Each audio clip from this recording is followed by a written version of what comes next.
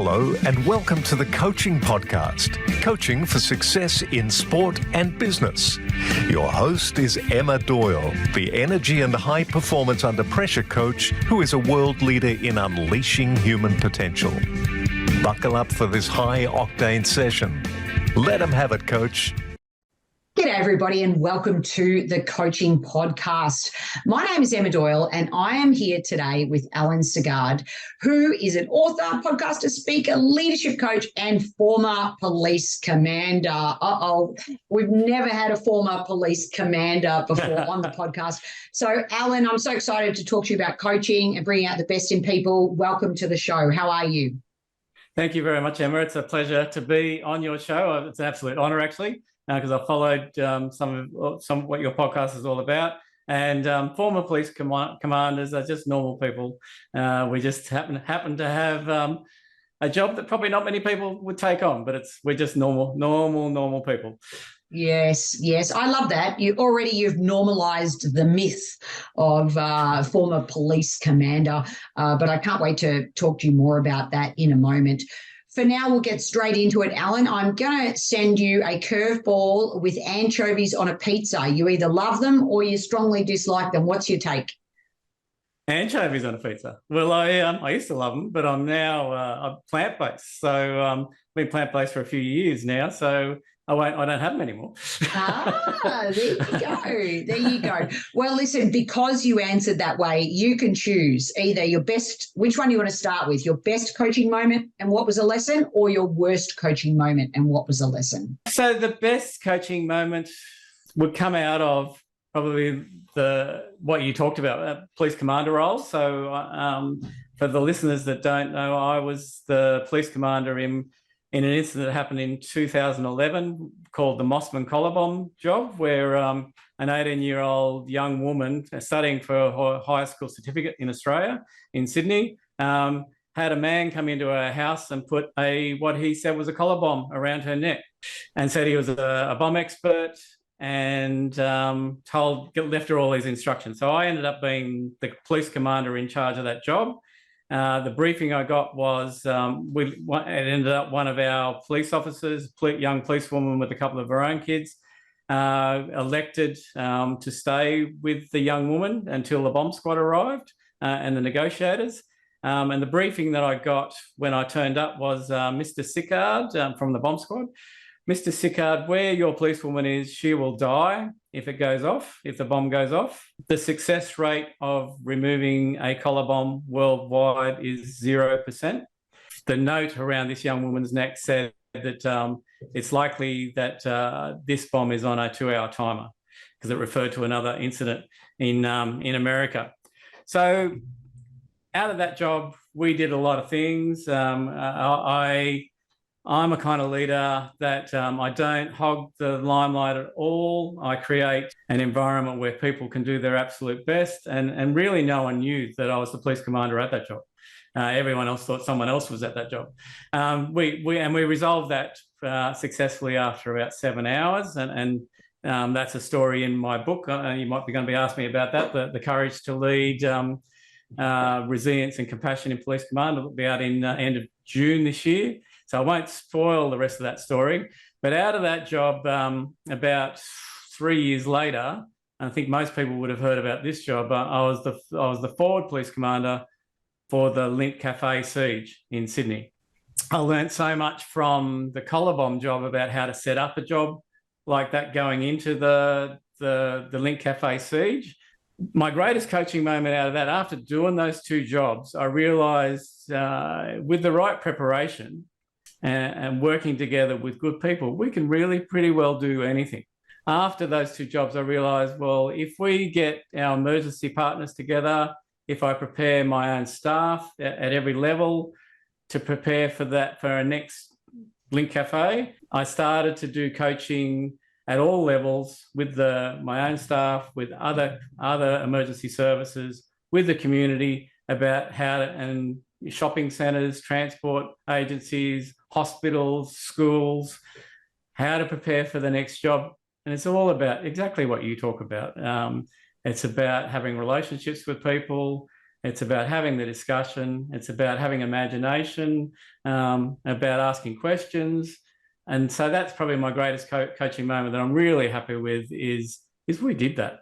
Because we trained together and we coached together and we prepared together. One day when I was on holidays, I think in about 2018, 2019, these 5 young guys decided it would be a really funny thing to go into the Chatswood Westfield shopping centre with 5 fake guns. Naturally, that wasn't a very smart thing to do, but because a lot of our police and the Westfields had trained together, they went in and they knew what to do. They knew how they could help each other, and they went in and resolved it without anyone getting killed at an exceptionally professional level. That incident was recommended as an example of there was a new unit being formed in the New South Wales Police at that time, an educational unit called the Best Practice Unit, and it was a great example about how you could prepare and coach people for the next big thing. Thank you for sharing those 3 incredible stories. One thing that I want to pick up on is the point that you made around when people know what to do through preparation, trust is inevitable. Yes. So congrats. That's super awesome. What about on the flip side? Can you think of a coaching moment that didn't go well? Probably early on. As a sergeant and as an inspector, I was, and probably still am, a leader that likes to lead from the front. So I was used to making things happen. If I saw things that had to change, I could lead it, and I always had the protection of a boss above me and other leaders around me, and they said, "Go for it. You know, we love what you're doing." So my first foray into being a police commander, I didn't know what I didn't know. I'd never done the police commander role before, and it's all about that level of leadership is about empowering other leaders to lead, really. But when you're brand new at it, and you think and you're impatient, and you think you've got to make an impression.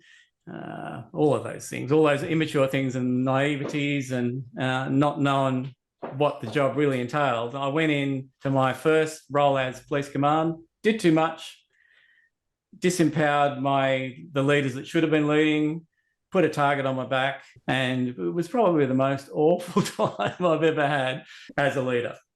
And I had to regroup I had to really regroup after that because it hurt me. It really hurt me at a core level. It hurt my reputation, hurt my mental health, and I had to pick myself and go again. So it's probably the greatest lesson I've ever had, because I could sit here and blame so many other people, but it was my fault, my learning to do. And what I'm really happy about is because I had that horrible misstep early on as a police commander, like I was a police commander for 15 years, I was able to help other people just starting their command journey and give them the benefit of, so my probably biggest learning out of that is you have to build a formidable leadership team. Thank you for sharing that. I really appreciate your honesty and your vulnerability. We can learn so much from our early failings. I always call it chapter 1 of my coaching career, when I did exactly what you're talking about, leading from the front. And the minute I learned how to, like you said, your words, build the team around you and empower them to do the leading, that's when you become a great leader. I passionately believe that after 30 years of coaching. So thank you, Allan, for sharing that. What about your sliding doors moment? Being a police commander and learning the value of, if you approach a problem with a group of committed people, you can literally change the world. That's a Margaret Mead quote. She's one of my favourite. What happened was, in my world, in police commander roles, each police commander in the New South Wales Police has a sponsorship. So one day we were in police commander meetings and our bosses said, we want a police sponsor for homelessness. And there was a resounding silence because no one had ever been the sponsor of homelessness before. And I just had 2 men die. I was the commander of North Sydney for takes in virtually the Sydney Harbour Bridge up to the Spit Bridge and everything in between. Pretty affluent area. So I just had 2 men, not that old, die in the caves at Waverton on Sydney Harbour in the last 2 or 3 months, and they only died from exposure to the elements, really, long-term exposure to the elements. So I put up my hand. I said, I would love to do this. So, and then I just researched it the way I'd research any leadership. Like, I didn't know anything about it. So I sought out a university professor that was an expert in homelessness and how it all happened. And then I started to contact the experts in homelessness, who leads this response. There was all these brilliant people doing homelessness. They were all funded separately, and they only targeted their area of funding. And so if I was homeless or at the risk of homelessness, I couldn't navigate that environment at all. I persuaded, coerced, influenced these group of people to work together with me.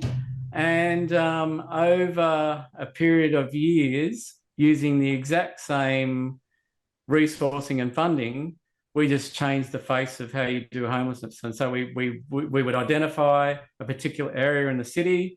We'd go there once a month.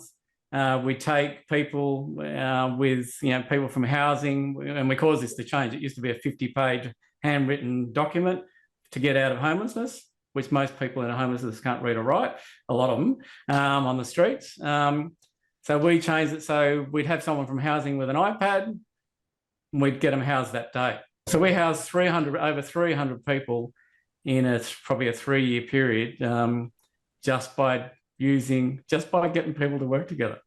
So that, again, Allan Sicard's never going to solve homelessness, but to be part of that, so that's my sliding door moment. To be able to give it, most police join to make a difference in someone's lives. Anyone that's in the homelessness sector wants to make a difference in someone's life. So we're on the same page. We just had to do it at a united level, and it was the most rewarding thing ever. I'm hearing a bit of a theme come through, Allan, with regards to teamwork, with regards to getting different silos to talk to each other, getting everyone on the same page, which is just fantastic leadership and coaching qualities. So thank you again for sharing such a beautiful story. And yeah, one snowflake at a time, as one of my mentors always says. One little. Once you get committed people together, get rid of their egos, and it's just about the end outcome. And it doesn't have to be about shining a light on Allan Sicard. It's just getting the outcome. It's amazing. And it's almost shining a light on the purpose too, isn't it? Yes, yeah. In 1 to a maximum of 3 words, what makes a great coach? So my 3 words are empower, support, and include. I actually used a different. Tell me more. So empowering people is exactly what we talked about. So in my policing life, I made it, so especially the last 15 years, every year I would do a 6-month leadership development workshop, because I wanted to shine a light on people with that spark of leadership and empower them how to be a leader that provides an environment where they support people and include people so that they can do their absolute best. The measure of a leader is about how many other leaders they create. And that's really what I've been on. And since I've left the cops, because I interviewed you on my podcast, I've started a podcast called the Courage to Lead interview series, which shines a light on leaders who empower others to create supportive and inclusive environments to do their absolute best. Human beings need 3 things. They need to belong, they need the autonomy to create their own direction, and they need kind of support around that to get there. So belong is the autonomy is around the empowerment of them. The belonging is the inclusion of them. So you include people on the journey, you don't leave anyone behind. And the support is helping them, coaching them, providing the culture at a leadership level for them to thrive. So we've all worked for bosses that are bullies, that run a disciplinary culture where every mistake you make, you're petrified of getting the sack or whatever. But there's a flip side of that. If you create a learning and coaching environment where you empower other leaders to empower your team to have a go in a learning environment, they will blow the socks off it. And you shouldn't be fearful of getting the sack. So if you make a mistake and you know it's a learning environment, you're going to have a go. As a police commander, like it wasn't my job to lead from the front a lot of the time. And the only jobs I really went out for was the Link Cafe and the Mossman Collar Bomb job, so the rest of the time I would want to see the leaders who work for me thrive. So if they were going out to a big job and they knew I wanted to hear them on the radio, I wanted to hear them influencing the leadership of the whole team. And if they were going all right, I would send them a text. I would send them a text regularly saying, "You're killing it. You're absolutely killing it. Perhaps think about giving a briefing every 20 minutes over the police radio in this direction, so it sounds like you're in charge. You got it all under control." And then you'd hear them. 10 minutes later, they'd be bang, bang, bang, off they go. What your podcast is all about, it's coaching people and providing the support, the inclusion and the empowerment for them to thrive. Great words, and thank you for all those really specific examples, really tangible things that we can all learn from. And our last official question, Allan, is where we ask you to ask us a question. What sparks your curiosity? Well, I'll ask you. In three words or less, what do you think makes a great coach, or what you're talking to me about is what makes a great leader in 3 words or less?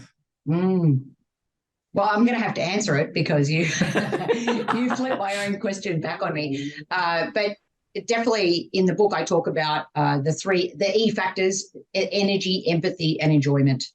And I have it across one of my T-shirts I wear all the time that sparks people to ask about that. The energy that we bring being that two-way street, the empathy to understand who's in front of us, which you've spoken about this entire episode, and the enjoyment factor. You've mentioned it again. One of the things I've picked up on in my notes here is creating learning environments where people are allowed to make mistakes. Yes. And the enjoyment of that, you can go from making a mistake to enjoying making a mistake. And yes, it's okay to fail if you're in that learning environment. So I want to go there next, Allan, with you. I want to talk about a life and death situation because we don't get many people like you on the podcast. Yeah. So what happens when you are confronted, which you've mentioned before, some pretty big high-stake situations, and you've got a young, say, police officer who's at the scene, you as the senior person at the scene? How do you coach someone, or is it when to wear what hat? Like, how do you know what to do in that moment? I'll go to the Link Cafe. I was driving across the Sydney Harbour Bridge, and I always have the police radio on so I can hear what's going on. So I heard the radio chatter about the Link Cafe going on, and I knew from the Mossman Collar Bomb job and the Link Cafe, when you hear the radio chatter of a job like that, you know it's real. Absolutely, and everything just slows down in you, and you realise, oh my God, this is a job. This is a real job. So I virtually did a U-turn not long after getting off the Sydney Harbour Bridge. There's a spot to do that, and I started heading back into the city, and I got on the radio and said, Sydney City 1, because that's the commander's car. I'm on my way to that job. You have to show you're leading at times. And then step back and let the people with the expertise do what they have to do. Because I've been at the collar bomb job, I knew what I was going to do going to the Link Cafe. So this guy, his name was Monis. The early evidence was that he had a backpack full of wires, so we thought he was wearing a bomb. He had a shotgun, had a rifle or a shotgun with him, and he'd taken 15 hostages in the Link Cafe. I said on the air straight away, I want the traffic commander of the Sydney City area to come to this job and create a traffic exclusion zone, like a perimeter, so that the inner perimeter of the Link Cafe was shut down. But I want him to keep the rest of the city of Sydney operational, because you can't afford to shut down Sydney, because it's a thriving metropolis. So I knew that I no longer had to do that if I asked him to do that. So then for the next 2 hours, we just went about jobs like that. I knew that I had to create the environment for people to do their best. I knew that we needed a team of inspectors from the Sydney City Command. There was an operational inspector, one of the best I'd ever worked with. There was another inspector who used to be an ex-homicide team. There was another inspector that turned up, was an ex-police prosecutor. I said, well, you're with me. You're going to take my notes and tell me if I'm making a mistake. Then the next inspector turned up. He was the most experienced senior detective the city has ever seen. So I put him in charge of investigations to start taking witnesses' statements, and he worked out where that was going to happen. Then we started just making sure the area had to be orderly. There had to be room for fire and rescue, there had to be room for police, and there had to be room for ambulance to set up. And if you see any photos of that scene, it looked orderly. Because I'd done heaps of, and I'm not saying I'm anything brilliant, but I'd done a lot of big jobs, and like big events like the City to Surf, countless numbers of New Year's Eves, big concerts at the Sydney Cricket Ground. I was used to leading a lot of people and creating an environment where I'm not the centre of attention, just creating the environment for them to thrive. What I hear, which is a great take-home message for coaches, is when we are going through high periods of stress, control the controllables. What is it that's within your control, and how can you make it as safe as possible? So that's what I heard in that story as a nice through line for coaches to remind themselves, because at the end of the day, coaching sport, coaching business is not life or death. So, but we often feel, high stress environments in a game situation, or when you've got to close a $1 million deal or whatever it might be. So control the controllables and create that environment. You've again, great through lines in this episode to really empower people and to help them do what they were born to do. The Coaching Podcast is sponsored by the Samson Agency, a boutique talent agency managing entertainers, artists, and athletes. You can learn more at thesamsonagency.com. And if you're interested in becoming a coach, check out opendoorcoachingusa.com for all our latest courses in Leader as Coach and our high-performance workplace coaching certification. Now, let's get back to the show. My advice is you don't have to know it all. And start as a leader and as a commander. But if you surround yourself with people and you have the faith in them and they have the faith in you that we're in this together, well, we're in this together. So yeah. And that's I think that's I'd never pretend to be someone with all the knowledge. I think I'm pretty simple most of the time, but I can. You started off. I'm just a normal bloke, really. That has learnt over time to work with people and create the best environment for all of us to have the outcome we want. And I don't care if I'm at the back and no one ever knows my name. So could you finish by sharing a little bit more about your book? Why did you write it? What's it about, and who's it for? So why did I write it? My leadership style is empowering others to lead. And it took a while for that to happen. And I just wrote it for people. It's not just for police. It's for anyone, really. We all find ourselves in leadership positions. Sometimes we're out of our depth. Sometimes we make mistakes. Learn from it. Get a coach, get a mentor, have a peer group. self-reflect regularly. How did I contribute to this mess in front of me? How I learnt to be an empowering leader. Writing the book, because it took me 3 years to write it, because I got it wrong several times. It identified the steps along the way, which leader taught me some particular skills. And that's kind of the first lesson is forgive yourself. If you haven't killed someone, even in probably in our work, that can happen. Forgive yourself and learn from it. And something I've always said to other leaders trying to get, to be more influential leaders is it's never over until you say it's over.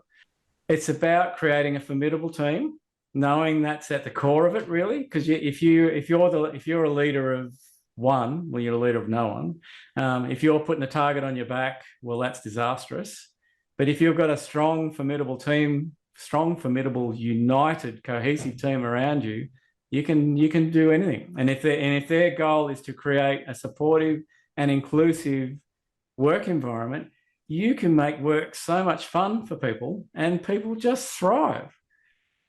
So and I didn't start out probably writing a book about that. I knew it worked, but I didn't know why it worked, what I did. But the book allowed me to explore that.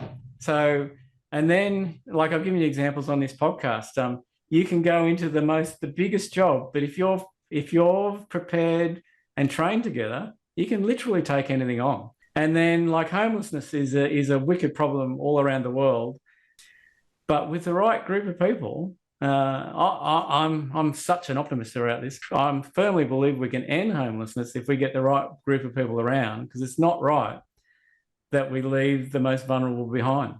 I think that's a judgment on all of us.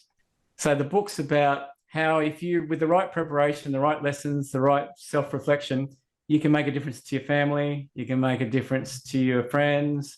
It doesn't have to be some normal bloke that's got called to go to the collar bomb or to the Link Cafe.